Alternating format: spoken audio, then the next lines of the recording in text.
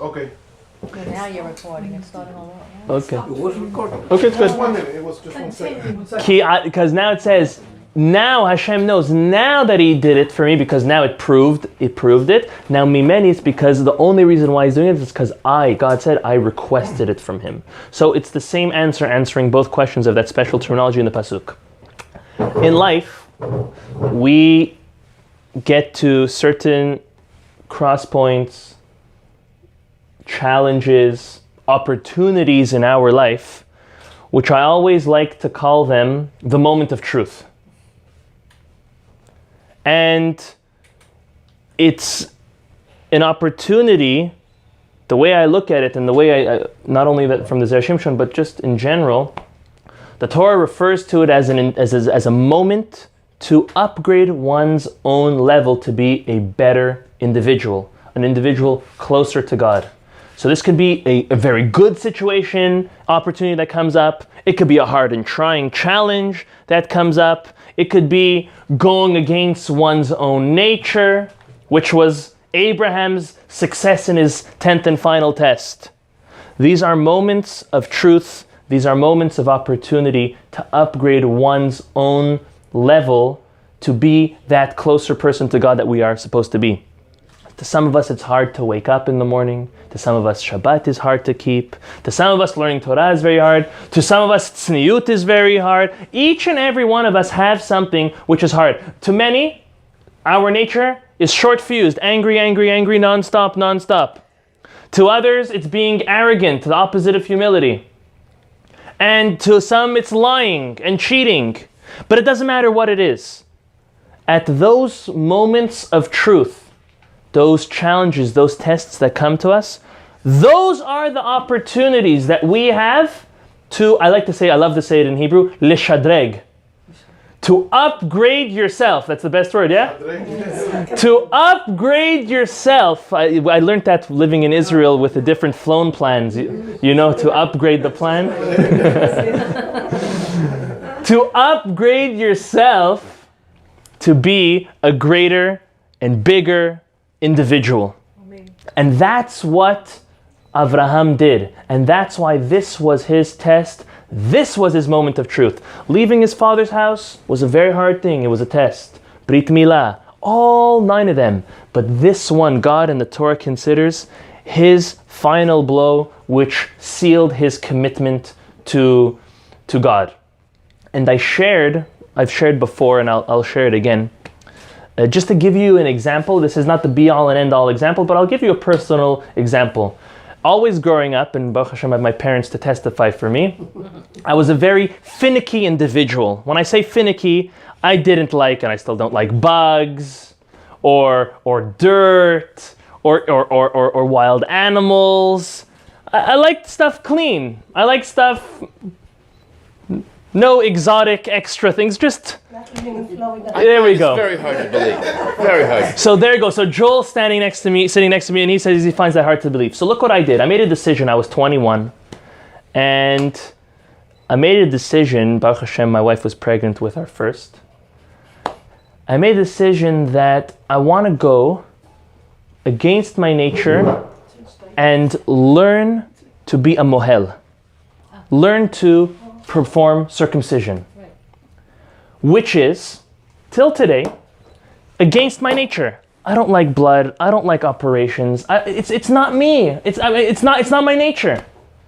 And I made the commitment to jump full force into it, in order that hopefully we didn't know my wife was having our son. We didn't know that it was our son. And in the case that it would be a boy, I'll be able to fulfill this mitzvah, the opportunity of an own father performing the circumcision on his own son. Just because God said so. And more so, I had intention, just because it's against my nature. I want to go, there's an inyan, a concept amongst the Musar, the Baalei Musar, to take your traits that you have that are very hard according to your nature, and go bend over backwards for them, and that will give you strength in all other traits. And Baruch Hashem, so I did. Wow. And I broke my nature, to the point today, we're doing a Brit Milah, I don't even think about it. It's on autopilot. Yet you'll show me something else that's bloody or something else that I get a little Uncomfortable is the best word. Anxiety. Not anxiety, thank God, but I'm getting uncomfortable. And then, 3 years later, I said I was going to take a harder step. To some, it might not be harder. I said I was going to learn to be a shohet, to slaughter animals. To me, which was completely against my nature. I remember the first time I picked up a chicken, I almost fainted. I'm serious. And I learned it to go against my nature and to break those natural tendencies and that boundary that I had in order to fulfill a obligation and Torah commandment. That reason and that reason only. For both of those situations. And thank God, we saw blessing from it. So I'm just giving that as an example for us to sometimes look at these challenges and these natural parts of our nature which we feel like we could never overcome, or it's just too hard for us to do. But if a person puts their mind and their concentration and prays to God for help to do it, it can and it will be done. If we have very, very hard issues with anger, we have to sometimes wait for the next opportunity, or the next opportunity is already at your doorstep and it's right over there. And take it and go completely opposite your nature. And that's a moment of truth. That's ki ata yadati. God will say, now I know. Now I know how come and why you're doing it. It's not the stuff that are easy. The stuff that are easy are all bring merit, all bring reward. But it's what the hardest test is for an individual that a person gets the greatest reward for, and the seal of commitment to God is finally there. This is the first Dvar Torah of the Zera Shimshon for this week. Second one. Ata yadati is like Ata with the ayin.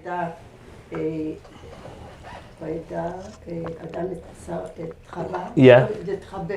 So that's how. Nice. I like that. Like, very nice. Chazak. Beautiful. Beautiful. The next topic the Zera Shimshon addresses this week is after he finally passes his 10th test, God now gives him his final security for the blessing that he will be blessed and he will be in the land of Israel, him and his descendants. And the words in the pasuk that is brought down for that he will be numerous is Ki barech avarechecha, blessed, O blessed you shall be, ve'arbar be'et zaracha, and your descendants and your offspring will be so numerous, kechocheve hashamayim, as numerous as the stars in the sky. The Zera Shimshon asks, why does God have to say, blessed, O blessed you shall be? Why barech avarechecha? Just barech or avarechecha. Why is it a double terminology of blessed, O blessed you will be? Just tell me he'll be blessed. Why the double? Look what he answers. He answers in a topic where you might not have thought of. And we spoke about this 2 weeks ago.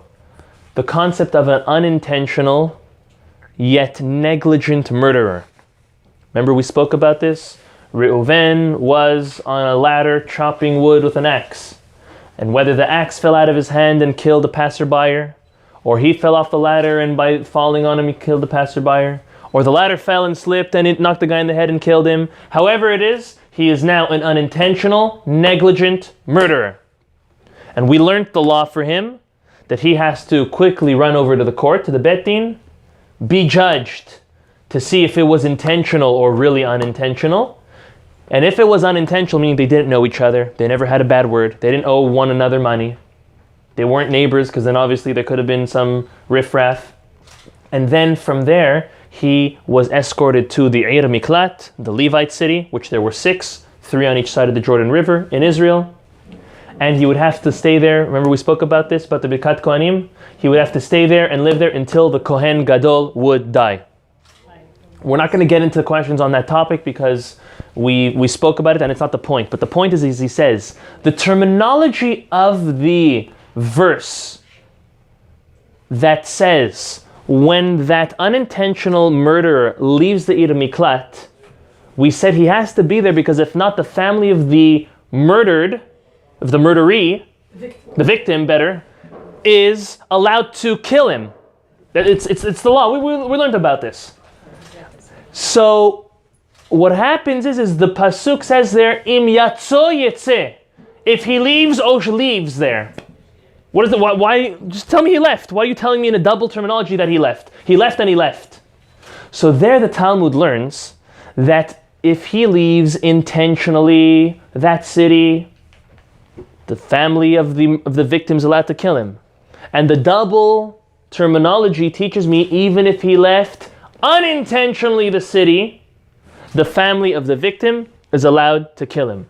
Similarly, spinning it around on a completely positive note, the Zera Shimshon says, the reason why God is telling Abraham, Barecha Barechecha, two terminologies for blessing, is to show him that he will be blessed for every good deed that him and his descendants will ever do, whether they fulfill the mitzvah intentionally or even by mistake. Even by mistake, that the descendants themselves, and each one who does so, will be blessed and collect merit for such. And an example given that the Zera Shimshon himself gives is if a person is walking and a $20 bill falls out of his pocket, and it happens to be that it makes its way to a poor person. Let's say a poor person found it. It counts as charity from the one who lost the money. Wow. That's an unintentional, mistaken mitzvah that you might never even know about, but in the grand accounting in Shemaim, God has it all accounted for as the mitzvah of charity. That's amazing. That means, and I've given an example as such. Imagine you go over to someone, this has happened to some of us, you go over to someone and you give them a little bit of chizuk, you give them a little bit of strength and inspiration. Something that the person really, really needed. You put your hand over their shoulder, you cheered them up, you gave them strength to continue and to grow and to do better with themselves. And let's say you never see the person again. And that person goes and becomes an inspired and a successful individual, and you were part of that picture, and you didn't even know about it. It was kind of by mistake you even bumped into that person and gave them a little bit of encouragement. Your merit is very, very, very strong. It's very, very potent, because whether you knew what you did or you didn't know what you did, it always will be a blessing for you. Now this concept works in the opposite as well. The law is, based on the results, a person is judged. I don't care if you intended on shooting a wild animal that was attacking me, but if you shoot the person and you kill the person, you're held accountable. You were trying to do something good, but you didn't. You brought somebody something that in essence, or you gave somebody advice that in essence hurt them.